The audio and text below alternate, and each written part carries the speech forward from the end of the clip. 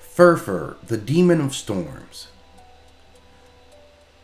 The first sign isn't the thunder, it's the silence before that.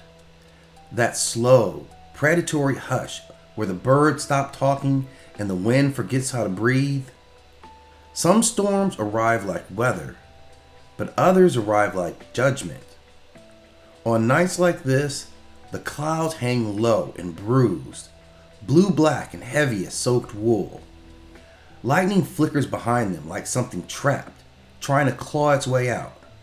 The sea below becomes a sheet of hammered iron, reflecting a sky that looks offended by human existence.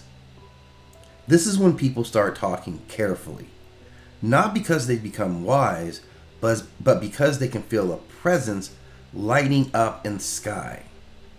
Sailors used to say, if the storm answers back, don't answer it twice. Because there is a name inside certain storms. And once that name notices a mouth moving, it leans closer. Tonight, the horizon cracks with a thin red thread of lightning. Not white, not blue. Red, like a wound in the sky. And somewhere in that tear, something smiles. The heart in the thunder. The figure appears at the far edge of the rocks where the coast breaks into jagged edges. A silhouette too tall to be natural, too still to be alive. A stag stands where no stag should stand. Its body is black, not like fur, but like night given shape. Its antlers branch wide, twisted and sharp, like dead trees struck by lightning and forced to keep growing anyway. Each fork of bone looks like it could catch a cloud and drag it to earth. Its eyes burn red, fixed and unblinking. Not animal eyes, not hungry eyes, accusing eyes. When it steps forward, the air changes. The storm doesn't simply happen around it, the storm behaves like it belongs to it. Lightning crawls along its wings. Yes, wings. Vast and ragged, feathered like torn shadows. Sparks dance across the edge as if the sky itself were trying to crown it and failing. People who survived this sighting say things like, it didn't roar, it didn't scream. It speaks like thunder deciding to become language. And the name it carries is old enough to taste like metal. Furfur. The gift of beautiful lies. Furfur is not a demon that stalks the bedrooms or hides in the corner of a church. Furfur doesn't need candlelight or whispers. Furfur arrives with weather. His voice is the low drum of distant thunder, soft at first, like a warning offered politely. Then it deepens, and the body feels it in its bones. The words do not land on ears, they land on nerves. And Furfur offers gifts. Not crowns, not gold. Furfur offers certainty. He offers the kind of confidence people crave when their hearts are shaking. I know what they meant. I know what they want. I know what's really going on. His lies don't look like lies. They look like clarity. He can make love feel like destiny. He can make jealousy feel like prophecy. He can make fear feel like wisdom. Under Furfur's storms, two people can stare at each other and suddenly believe the worst. Not because it's true, because the storm says it's true with such conviction that truth starts sweating. And the red lightning writes a sentence across the sky. Trust the feeling, doubt the person. The storm heart. There is no reason Furfur is tied to love. Not the gentle kind, not the kind that builds homes and makes soups when someone is sick. Furfur governs the love that arrives like lightning, violent, magnetic, irrational. The kind that makes the body feel chosen, the kind that makes the mind feel irrelevant. Under Furfur's influence, attraction becomes a weapon, compliments become chains, desire becomes a doorway, and the doorway opens out to cliffs.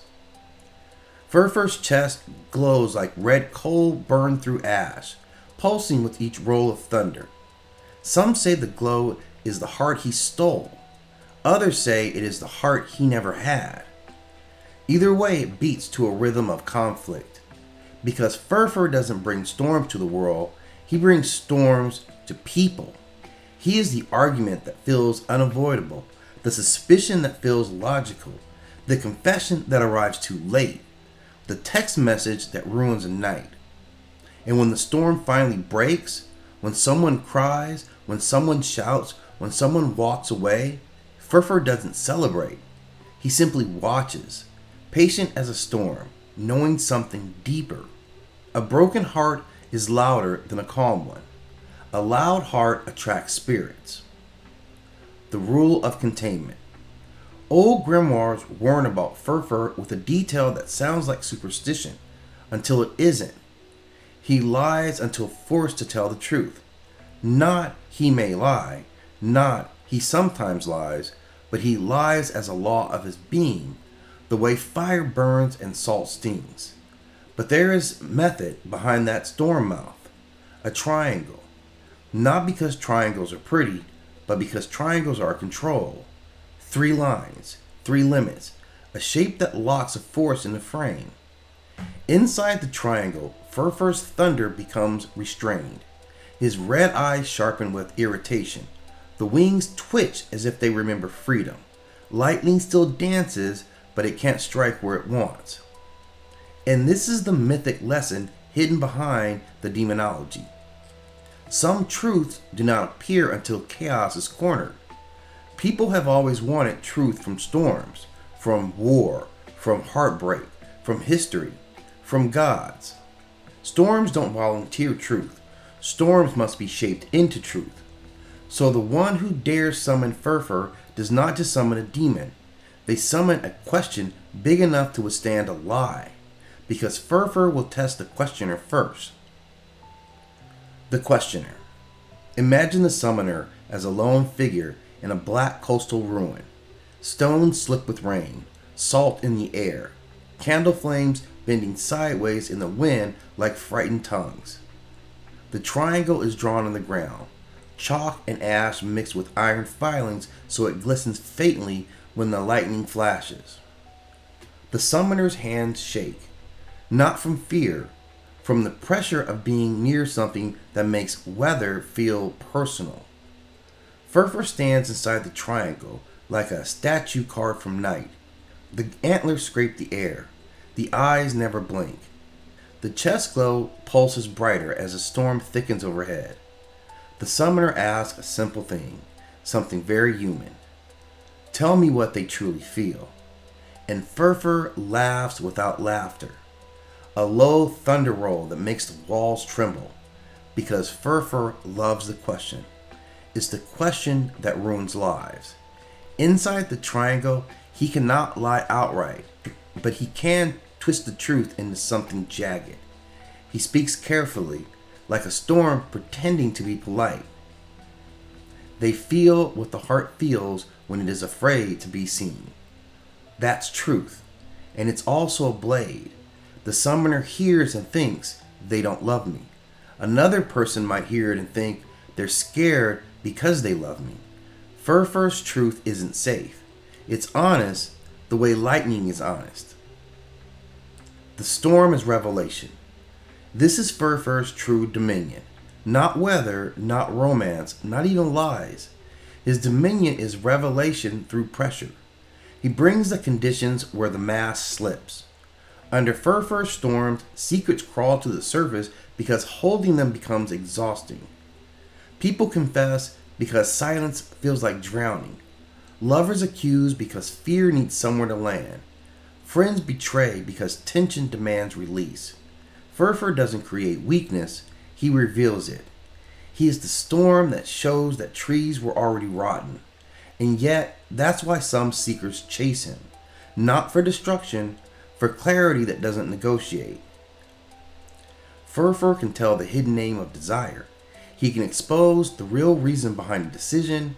He can point to any soft spot in a person's soul and say, there. But every revelation has a cost. Because once a truth is seen, the old stories can't be believed again.